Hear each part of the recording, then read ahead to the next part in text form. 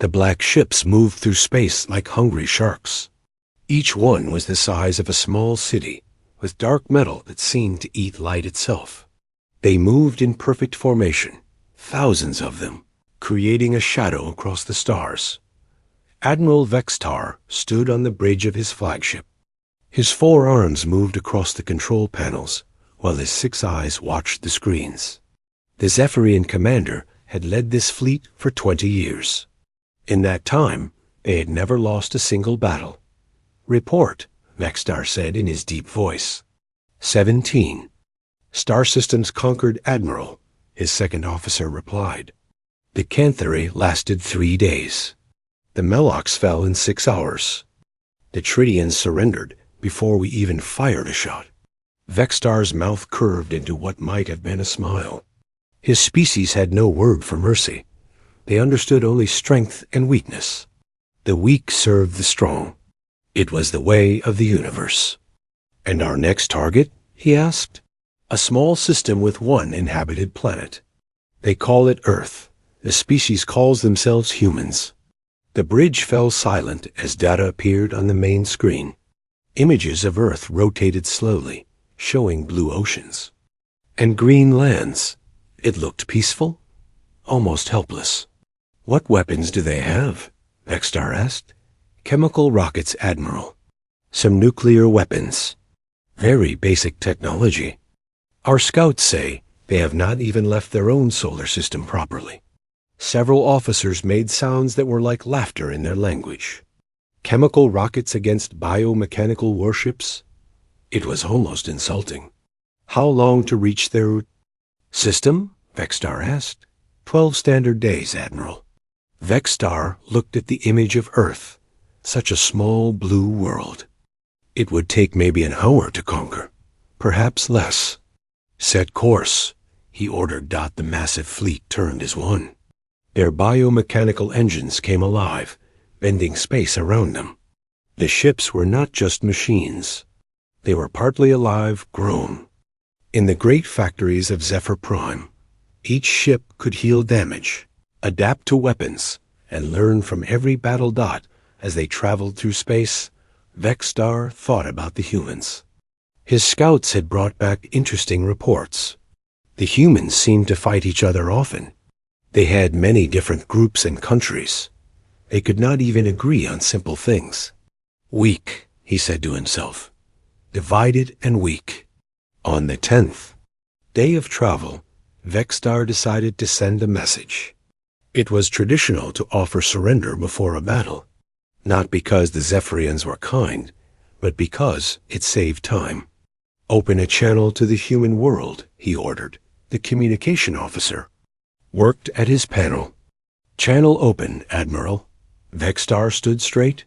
His image would appear on every screen on Earth. He wanted the humans to see what was coming for them. "People of Earth," he began. "I am Admiral Vextar of the Zephyrian Empire.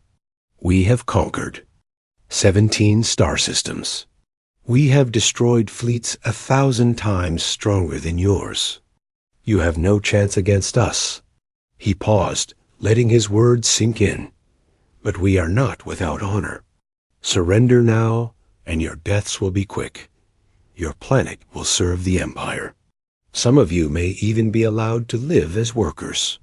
Behind him, the bridge showed the massive fleet. Ship after ship stretched into the darkness. Each one bristled with weapons that could crack a planet. "You have 72 hours to give your answer. After that, we will take your world by force." The message ended. On Earth, panic spread like fire. In the great cities, people looked up at the sky with fear. In the halls of government, leaders met in desperate council. On military bases, generals stared at their weapons and knew they were useless. The most powerful nations on Earth had nuclear weapons that could destroy cities. But what good were such weapons against ships that could heal themselves? What use were armies against beings who had conquered the stars? In the United Earth Defense Council, President Martinez sat at a long table with leaders from every nation. The room was quiet except for the hum of computers and the quiet breathing of very frightened people. Options? Martinez asked. General Parker, head of Earth's Space Forces, shook his head. Our biggest warships have chemical rockets and basic lasers. Their smallest scout ship could probably destroy our entire fleet. What about evacuation? Asked Prime Minister Johnson from Britain. Where would we go? Replied Dr. Yamamoto from Japan. They control space. We have nowhere to run. The room fell silent again. Outside the windows, they could see the lights of the city. Millions of people going about their lives, not knowing that in 3 days, everything might end. There must be something, Martinez said. Some weapon, some plan, something we haven't thought of. But deep down, they all knew the truth. Humanity had grown strong on Earth, but in the vast universe, they were children playing with toys. In space, the Zephyrian fleet continued its approach. Admiral Vextar was already planning the victory celebration. This would be the easiest conquest. Yet, the humans had sent no reply to his message. They were probably too frightened to respond. He looked forward to adding Earth to his list of victories. Soon, the blue world would be just another conquered planet in the great Zephyrian Empire. What Admiral Vextar did not know was that hidden in the asteroid belt beyond Mars, something waited, something that would change everything he thought. He knew about war, about strength, and about the strange species called humanity. The countdown had begun.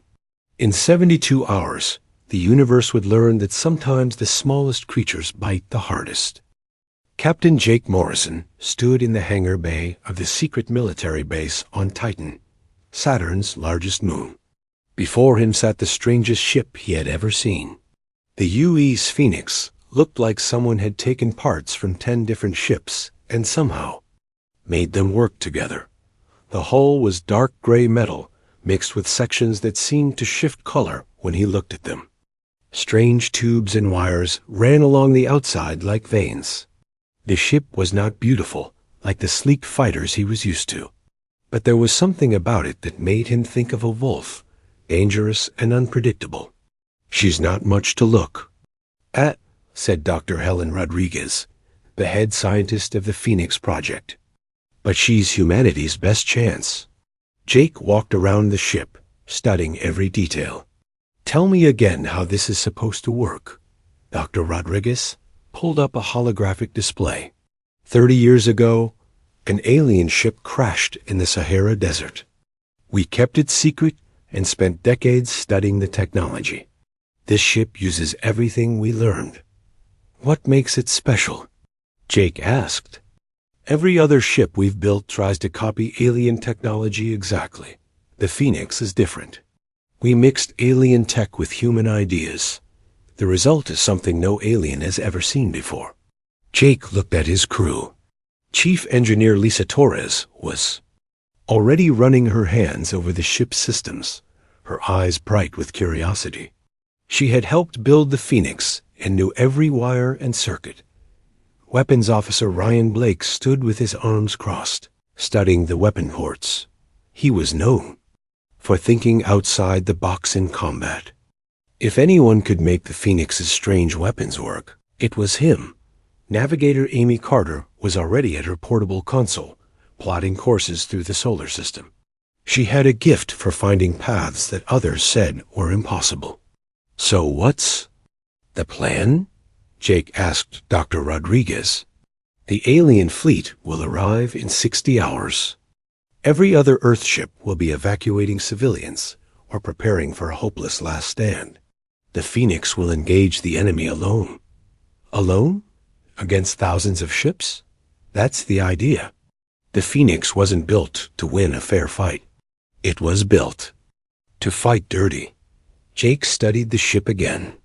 Now he understood why it looked so strange. Every part of it was designed to be unpredictable. The stealth system doesn't just hide us, Dr. Rodriguez continued. It makes us appear to be multiple ships, or sometimes no ships at all. The weapons don't fire standard energy beams. They fire whatever we program them to fire. Sometimes lasers, sometimes particle beams, sometimes things that have never been used in combat before.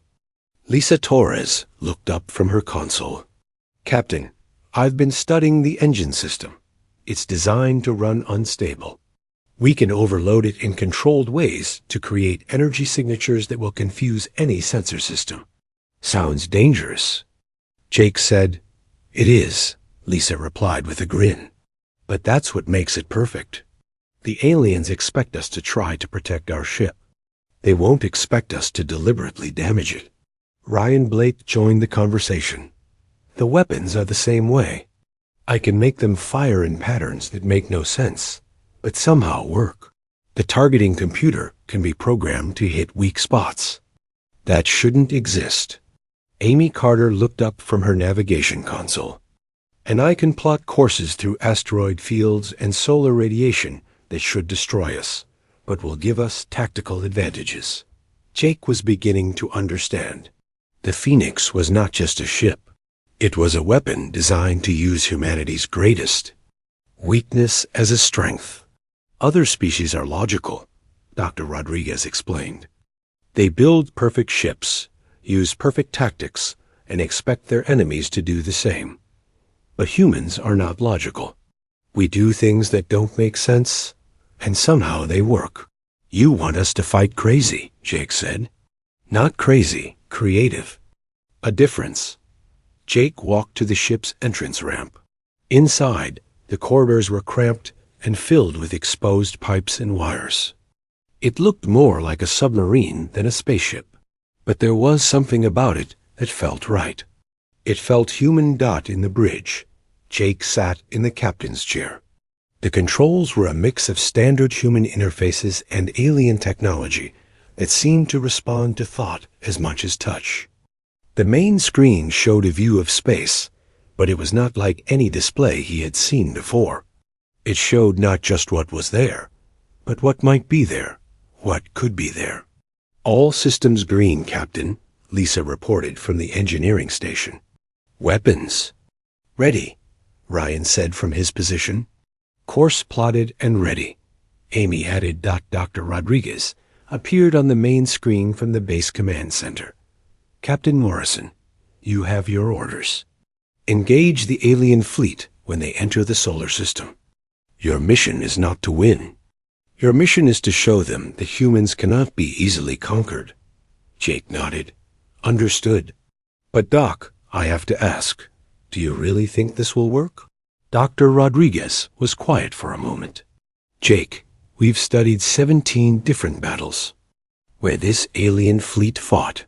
In every case, they won because they were more advanced, better organized, and more logical than their enemies. But they've never fought humans before. What makes us so special? We're the species that invented jazz music, abstract art, and practical jokes. We're the people who put pineapple on pizza and somehow made it work. We fight wars with rules and then break those rules when we need to. We are, by definition, unpredictable." Jake felt a smile cross his face. "So we're going to confuse them to death?" "Something like that." The crew of the Phoenix prepared for launch. As the ship lifted off from Titan's surface, Jake looked back. At the base where Dr. Rodriguez and her team watched, they were counting on 4 people in one strange ship to save the entire human race. "Course set for the edge of the solar system," Amy reported. "Stealth systems active," Lisa added. "Weapons powered and ready," Ryan said. Jake looked at the stars ahead.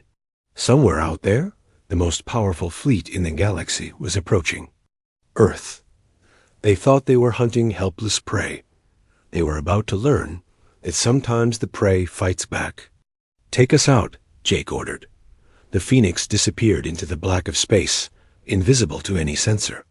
Behind them, Earth continued its rotation, unaware that its fate now rested with 4 humans in a ship that should not work, using tactics that made no sense, fighting an enemy that had never lost. But then again, humans had never been known for doing things the easy way. The Zephyrian fleet moved through space like a dark storm. Admiral Vextar stood on his bridge, watching the small blue planet grow larger on his screens. Earth looked so peaceful from here, so helpless. "Admiral," his sensor officer called out, "I'm detecting something unusual." Vextar turned his attention to the display. "What is it?" "A single ship, emerging from the asteroid belt. It appears to be human." The bridge fell silent. Then several officers began to make the sound that passed for laughter among their kind. "One ship? Against their entire fleet?" "Show me," Vextar ordered. The main screen switched to show a strange vessel moving toward them. It was much smaller than any Zephyrian ship, and its design was unlike anything they had seen before. Parts of it seemed to flicker and shift, as if it was not quite solid. "Analysis?" Vextar asked. "Primitive construction, Admiral. Chemical rockets for propulsion. Basic energy weapons. It poses no threat to the fleet." Vextar studied the approaching ship. The humans were braver than he had thought, or more foolish. "Perhaps they wish to surrender in person," suggested his second officer. "Or perhaps they think one ship can stop us," Vextar replied. The idea was so ridiculous that he almost felt insulted. On the Phoenix, Captain Jake Morrison watched the massive alien fleet through his strange view screen. The ships were enormous, dark, and terrifying. There were thousands of them, each one capable of destroying Earth's entire military. "Well," Jake said quietly, "they're bigger than I expected." "Captain," Amy Carter said from her navigation station, "I'm reading massive energy signatures from those ships. They're not just metal. There's something alive about them." Lisa Torres looked up from her engineering console. "The ship's sensors are going crazy. Those vessels are adapting to our presence. They're already starting to scan us." "Good," Jake said. "Let them scan. Ryan, are you ready?" Ryan Blake smiled from his weapons station. "Ready to make no sense whatsoever, Captain." Jake opened a channel to the alien fleet. He had no idea if they would understand him, but he had to try. "This is Captain Jake Morrison of the United Earthship Phoenix. You are trespassing in human space. Turn around and leave, or we will be forced to stop you." The response came quickly. Admiral Vextar's image appeared on their screen. The alien was tall and gray, with 4 arms and 6 eyes. When he spoke, his voice was deep and cold. "Human, I am Admiral Vextar. We have conquered 17 star systems. Your single ship is meaningless. Surrender now, and your death will be quick." Jake looked at his crew. Lisa was grinning. Ryan was cracking his knuckles. Amy was already plotting impossible courses through the asteroid field. "Admiral," Jake replied, "I'm afraid we're going to have to decline your generous offer." Vextar stared at the screen for a moment. Then he made a gesture, and the communication ended. "Sir," his weapons officer said, "shall we destroy the human ship?" Vextar considered. The humans were about to learn a lesson about challenging the Zephyrian Empire. But there was no need to use the entire fleet against one small ship. "Send Squadron 7. Let them have some practice before we reach the planet." 12 Zephyrian warships broke off from the main fleet and moved toward the Phoenix. Each ship was 10 times larger than the human vessel. Their biomechanical hulls rippled as internal systems prepared for combat. "Here they come," Amy reported. 12 ships, approaching fast. "Lisa, how are our systems?" Jake asked. "All green, Captain. Ready to get weird?" "Ryan?" "Weapons are charged and confused, just the way I like them." Jake took a deep breath. This was it. The moment that would decide humanity's fate. "Amy, take us into the asteroid field. Pattern Random 7. "Pattern Random 7? Amy looked confused. "Captain, that's not a real navigation pattern." "I know," Jake said with a smile. That's what makes it perfect. The Phoenix suddenly accelerated toward a dense field of asteroids. The Zephyrian ships followed, their sensors tracking the human vessel's movement. "They're following us in," Amy reported. "Good. Lisa, start overloading the reactor. I want our energy signature to look like a disco ball." "A what?" Lisa asked. "Just make us look like multiple ships." Lisa's fingers flew over her controls. The Phoenix's reactor began to run in patterns that should have torn the ship apart. Instead, the controlled instability created energy readings that confused every sensor pointed at them. "The aliens are slowing down," Amy reported. "Their sensors can't get a lock on us." "That's because we're not acting like a ship anymore," Jake said. "We're acting like a natural phenomenon." The first Zephyrian ship entered the asteroid field and immediately ran into problems. Its sensors, designed to track logical ship movements, could not follow the Phoenix as it weaved between asteroids in patterns that made no sense. "Ryan, light them up. But remember, nothing standard." "Already on it, Captain." Ryan's fingers danced over his weapon controls. But instead of firing normal laser beams, the Phoenix began to do things that had never been done in space combat before. The first blast was not a weapon at all. It was a concentrated burst of human radio signals, music, television shows, and internet data fired at such high energy that it overloaded the Zephyrian ship's communication systems. The second shot was a gravity pulse that used a nearby asteroid's mass to amplify itself.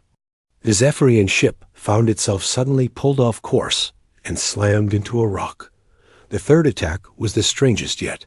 Ryan fired a beam that contained human DNA patterns, mathematical equations, and the complete works of Shakespeare, all encoded as energy. The Zephyrian ship's biomechanical systems tried to process this information and promptly had what could only be described as a nervous breakdown. "What are they doing?" demanded the Zephyrian squadron commander. His sensor officer was staring at his displays in confusion. "Sir, I don't understand." "They're not using conventional weapons. They're firing ... information." "What kind of information?" "Everything, sir. Art, music, poetry, mathematics, genetic codes, cooking recipes. It's all mixed together in patterns that hurt to look at." The Phoenix continued its impossible dance through the asteroid field. Lisa had the ship's systems running in ways that violated basic engineering principles, but somehow worked. Amy was flying courses that should have smashed them into rocks, but instead gave them perfect firing positions. Ryan was using weapons in ways that their designers never intended, and somehow hitting every target. "Sir, the Zephyrian weapons?" Officer reported, "Our adaptive systems are malfunctioning. They can't learn to counter the human attacks because the attacks keep changing. Nothing they do follows any logical pattern." Admiral Vexstar watched the battle from his flagship. 3 of his ships had already been disabled, and the rest were struggling against an enemy that seemed to break the laws of physics.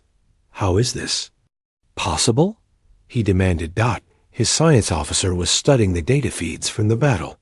"Admiral, the humans are not fighting like any species we have encountered. They appear to be using controlled chaos as a weapon." "Explain." "They deliberately damage their own ship to create unpredictable effects. They fire weapons that should not work. They fly in patterns that should kill them.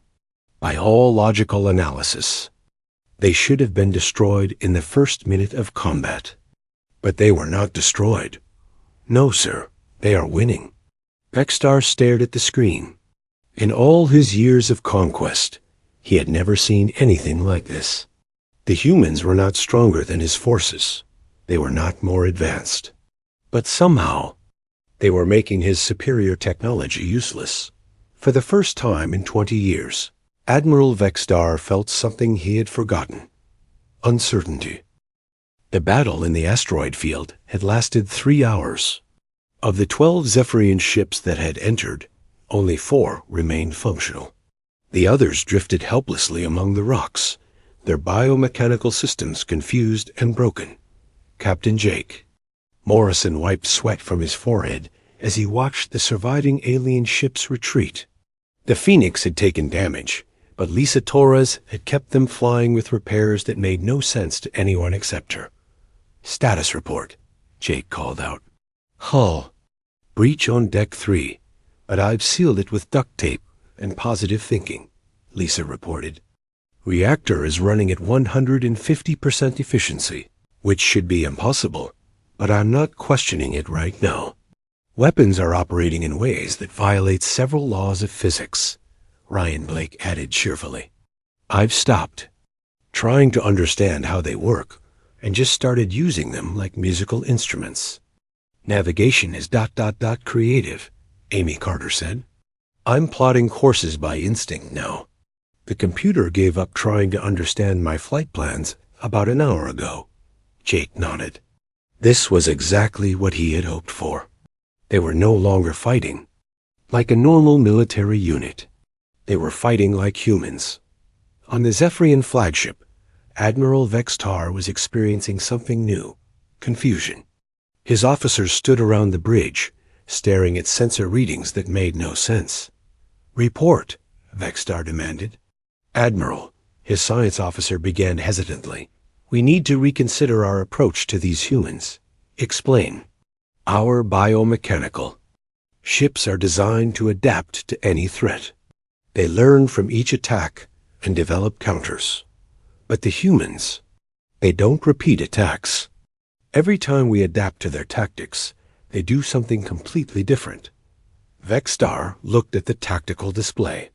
The single human ship was moving through the asteroid field like it belonged there. It had destroyed 8 of his ships and damaged 4 others. 1 ship against 12. "Perhaps they have superior technology that we have not detected," suggested his weapons officer. "No," the science officer replied. "Their technology is primitive, but they use it in ways that our systems cannot predict or counter." "Give me an example." "In the last battle, they fired a weapon that contained compressed matter, electromagnetic radiation, and what appears to be encoded music. When our ship's biomechanical systems tried to process this attack, they became confused. The ship's brain, if you will, suffered what humans might call a headache." Vextar was quiet for a long moment. "You are telling me that they attacked us with music?" "Among other things, yes.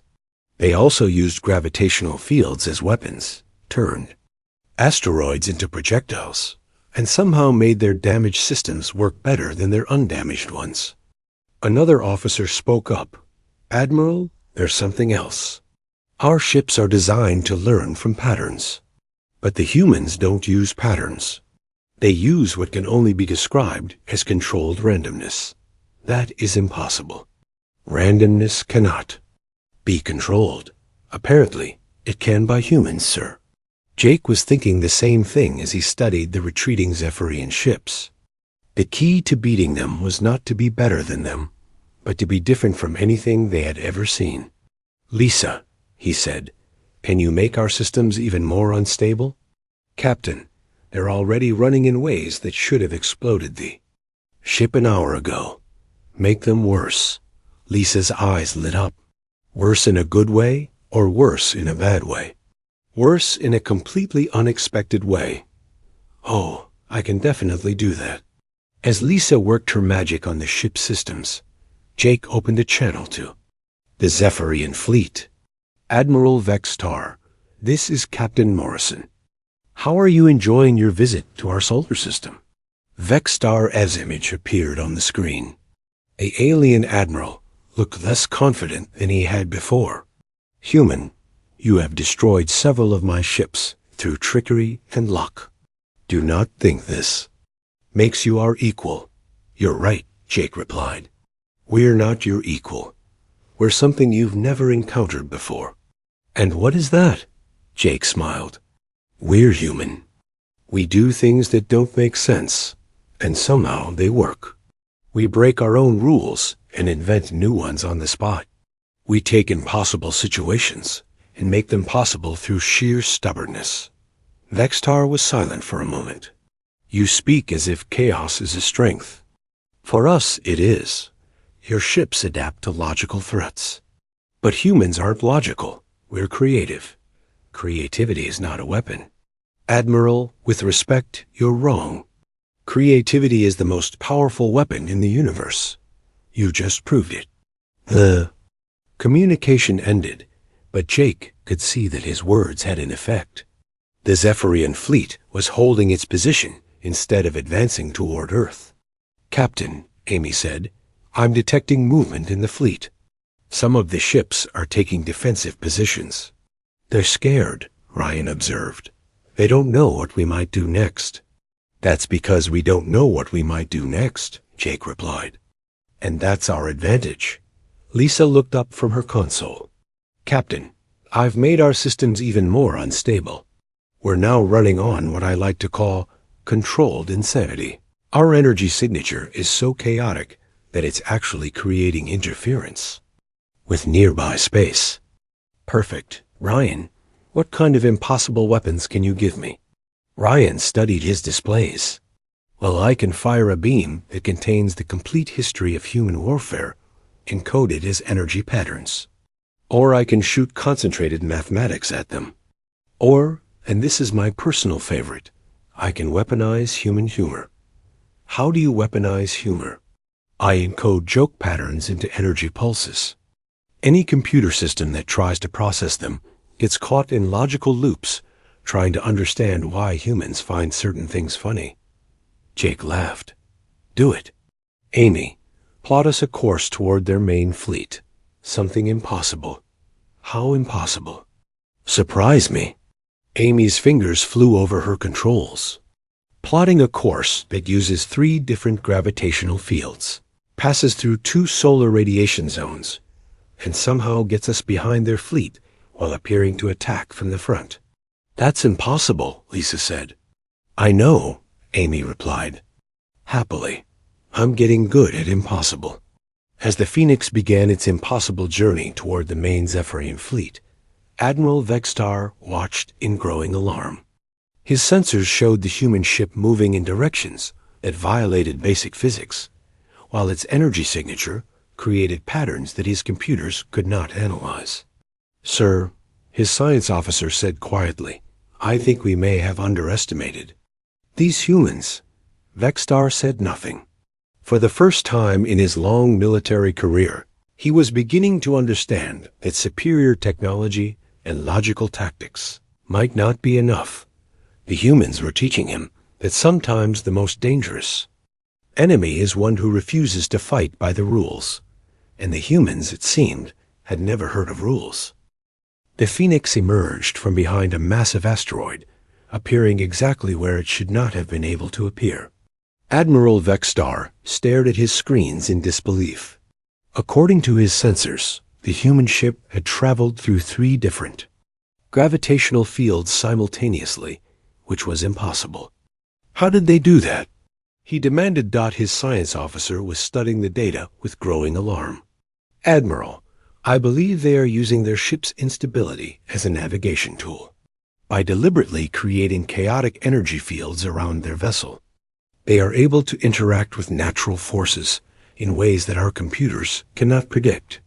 That should destroy them." "Yes, sir." "It should, but it does not." Captain Jake Morrison looked at his crew with pride. They had been fighting for 6 hours now, and each one of them had become something more than they were before. Lisa Torres was making the ship's systems work in ways that defied engineering principles. Ryan Blake was creating weapons that had never existed before. Amy Carter was flying like she could see through space and time. "All right, people," Jake said. "This is it. The whole fleet is waiting for us out there. Thousands of ships. Any ideas?" "Actually, yes," Lisa said with a wild grin. "What if we stop pretending to be a ship?" "What do you mean?" "I mean, what if we embrace the chaos completely? What if we break every system on the ship in controlled ways and see what happens? Ryan looked up from his weapons console. I like it. I can overload every weapon at once and fire them in patterns based on human art instead of military tactics. Amy nodded enthusiastically. And I can fly us in patterns based on music instead of navigation. Beethoven's Ninth Symphony translated into flight paths. Jake felt something click in his mind. You're talking about turning the ship into pure human creativity. Exactly, Lisa said. We stop trying to be logical and start being completely, chaotically human. That's insane. Captain, Ryan said with a smile, insanity is what we do best. Jake made his decision. Do it. All of it. Let's show them what humanity really looks like. Lisa's hands flew over her controls. One by one, she began overloading every system on the ship. But instead of random destruction, she was creating controlled chaos. The reactor, the life support, the gravity generators, even the lights began to pulse in patterns that resembled human heartbeats. Human music, human poetry. Ryan turned his weapons into something that had never existed before. Instead of firing energy beams, he began broadcasting the complete works of human art and literature as weaponized information. Music, paintings, novels, movies, jokes, love letters, and mathematical equations all mixed together and fired at the speed of light. Amy threw away her navigation computer and began flying the ship based on pure human intuition. Her course through space resembled a dance, a song, a poem written in motion. The Phoenix began to change. The ship's hull started to glow with patterns of light that shifted and moved like living art. Its energy signature became so chaotic that it looked like a small star having a nervous breakdown dot, and then Jake did something that no military commander in the history of warfare had ever done. He opened every communication channel the ship had and began broadcasting everything that made humans human. Music poured out of the Phoenix. Bach and Beatles, Mozart and hip-hop, classical symphonies and garage band recordings. Art followed. The Mona Lisa, cave paintings, children's drawings, and abstract masterpieces. Literature came next. Shakespeare and science fiction, poetry and grocery lists. Love letters and angry emails dot the chaotic beauty of human creativity, flooded through space like a wave. The Zephyrian fleet's response was immediate and catastrophic.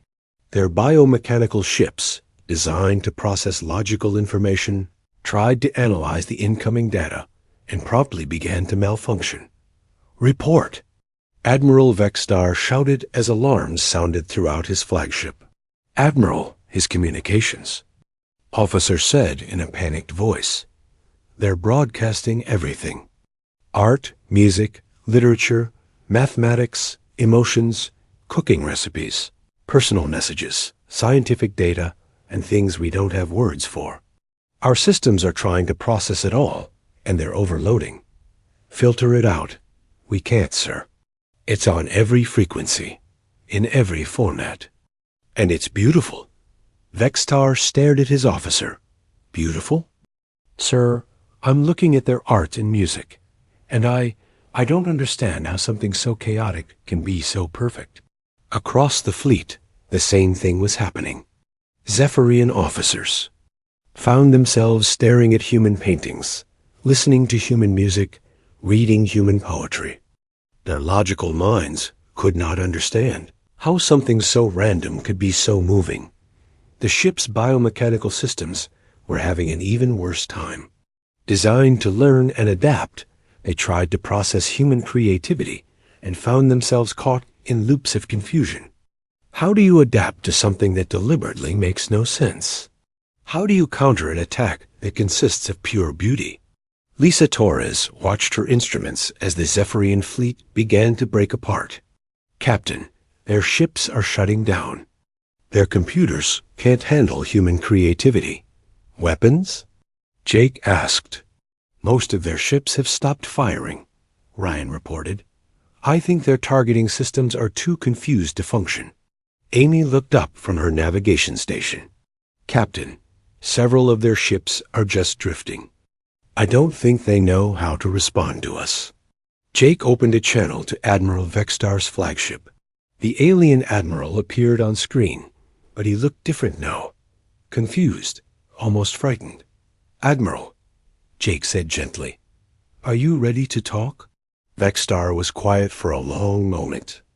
Behind him, his bridge crew was staring at screens filled with human art and music, their logical minds struggling to understand what they were seeing. "Human," Vextar said slowly, "what have you done to my fleet?" "We showed you who we are," Jake replied. "We didn't attack your ships with weapons. We attacked them with humanity." "I do not understand," Jake smiled. "Admiral, your ships are designed to learn from logical patterns. But humans don't work that way. We create beauty from chaos. We find meaning in randomness. We solve problems by breaking rules that shouldn't be broken." On screens throughout the Zephyrian fleet, human music continued to play. Beethoven's symphonies mixed with children's lullabies. Van Gogh's paintings appeared next to doodles drawn by schoolchildren. Shakespeare's sonnets scrolled alongside text messages between friends. And slowly, something unprecedented began to happen. The Zephyrian officers started to understand. "Admiral," Vextar's science officer said quietly, "I think I'm beginning to see what they mean. This chaos. It has patterns, but they're patterns of emotion, not logic." Another officer spoke up. "Sir, I've been listening to their music for 10 minutes. I don't understand how sound waves can make me feel different." Vextar looked at his crew. In all his years of command, he had never seen them like this. They were experiencing something that Zephyrian culture had no word for. Wonder. "Human captain," Vextar said, "you have disabled my fleet without destroying a single ship." "How?" "We confused you," Jake replied simply. "Your ships tried to understand us using logic. But humans can't be understood with logic alone. You have to understand our emotions, our creativity, our ability to find hope in impossible situations. This is not warfare. No, Admiral. This is humanity." The Phoenix continued to broadcast its chaotic symphony of human creativity. Throughout the Zephyrian fleet, biomechanical systems shut down one by one, overwhelmed by the task of processing something that couldn't be processed. "Captain," Lisa, Torres reported, "I'm reading massive system failures throughout their fleet. Not damage, confusion. Their computers are trying so hard to understand human art that they're forgetting how to run the ships." Ryan Blake looked up from his console with amazement. "Sir, some of their ships are sending us messages. Not military communications. They're trying to communicate about the music we're playing." Amy Carter laughed as she read her displays. "Captain, 3 of their ships just changed course to follow our flight path. I think they like the way we're flying." Jake felt something he hadn't expected. Hope. Not just for humanity's survival, but for something bigger.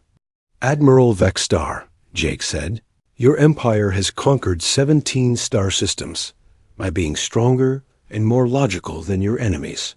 But what if there was another way?" "What do you mean?" "What if instead of conquering, you learned? What if instead of destroying cultures, you experienced them?" Vextar was silent for a long time. Around him, his officers continued to stare at the human broadcasts with growing fascination. "You are suggesting alliance?" Vextar asked finally. "I'm suggesting friendship. Humans have something you've never encountered before.